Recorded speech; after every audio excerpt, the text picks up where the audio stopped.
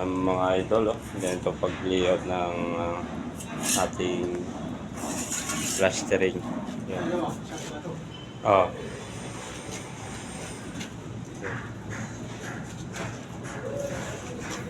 Kapal. Kapal ng layout ng ating plastering.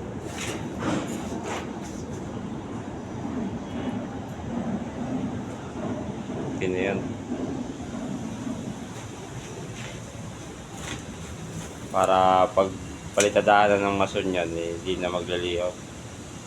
Plastering kagad.